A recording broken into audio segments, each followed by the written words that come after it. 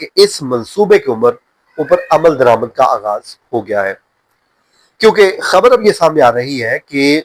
बहुत बड़ी तादाद में असाइलम सीकर्स को ईमेल्स या फिर खतूत नोटिस मौसूल हुए हैं जिसमें उनकी दरखास्तें मुस्तरद कर दी गई हैं। अस्सलाम वालेकुम दोस्तों, मैं फयाज महमूद हूं और हम बात कर रहे हैं यूएस असाइलम सीकर्स की। दोस्तों, इस वक्त अमेरिका में कुछ तकरीबन 1 मिलियन से ज्यादा का बैकलॉग मौजूद है और लाखों लोग इस उम्मीद के साथ उन्होंने दरखास्तें दायर कर रखी हैं कि एक दिन उनको असाइलम उनकी अप्रूव हो जाएगी और वो अमेरिका में रहना शुरू कर देंगे। लेकिन कुछ दिन पहले मैंने आपको एक खबर दी थी और वो खबर ये थी कि जनाब अमरीकी हुकूमत एक प्लान कर रही है कि जितनी भी दरखास्तें पड़ी हुई हैं इनको रिजेक्ट कर दिया जाए और उसके बाद इसको नए सिरे से किया जाए। उसके लिए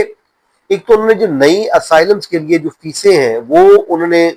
कम कर दी हैं, लेकिन अपील के लिए फीसें वो बहुत ज्यादा बढ़ा दी हैं। ये पिछले कुछ दिन मैंने इस पर बहुत ज्यादा बात की है और लोगों को मैंने आपको बताया भी था कि इसमें बहुत सारा चेंजिंग लेके आए हैं। अब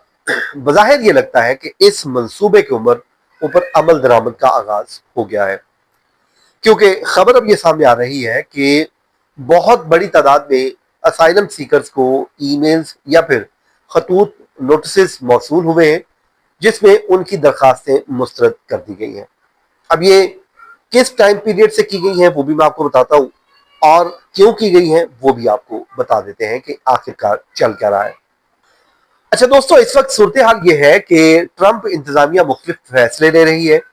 और वो फैसला ले रहे हैं कि किसी न किसी तरीके यहां से इमिग्रेंट्स को चलता किया जाए या फिर वो अनडॉक्यूमेंटेड लोग जो असाइलम लेकर बैठे हुए हैं किसी भी तरीके उनका स्टेटस जो है वो दोबारा वही कर दिया जाए ताकि उनको डिपोर्ट कर दिया जाए। अब साल 2019 और 2022 के दरमियान दायर होने वाली मुख्तलिफ असाइलम की दरखास्तों को वो कहते हैं कि बड़ी तादाद में इन दरखास्तों को मुस्तरद कर दिया गया है।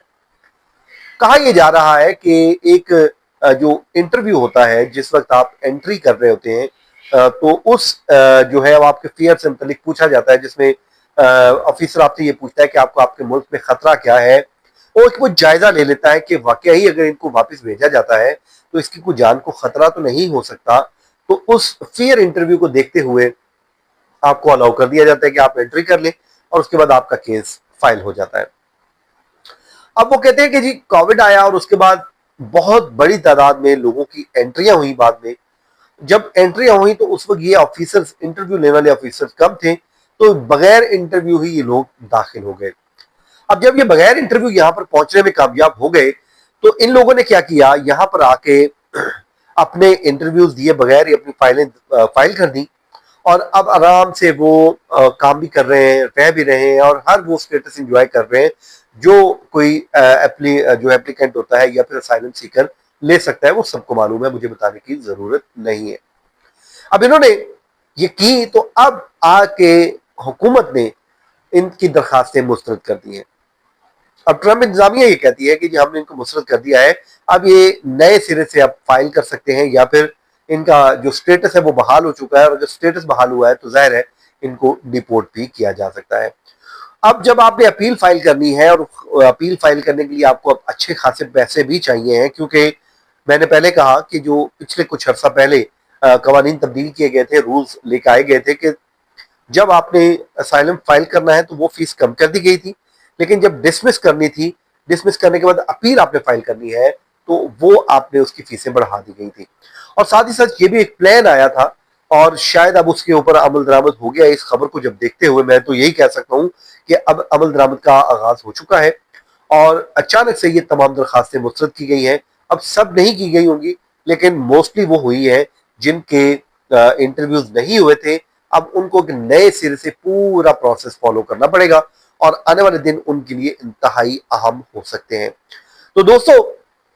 ये वो सब कुछ चल रहा है तो इस वक्त आपको एक अच्छे अटॉर्नी और अच्छे वकील का मशवरा जरूर ले लेना चाहिए, क्योंकि इंतजामिया बिल्कुल किसी भी सूरत में कोई राय देने के लिए कि वो कहते हैं कि मूड में दिखाई नहीं दे रही है।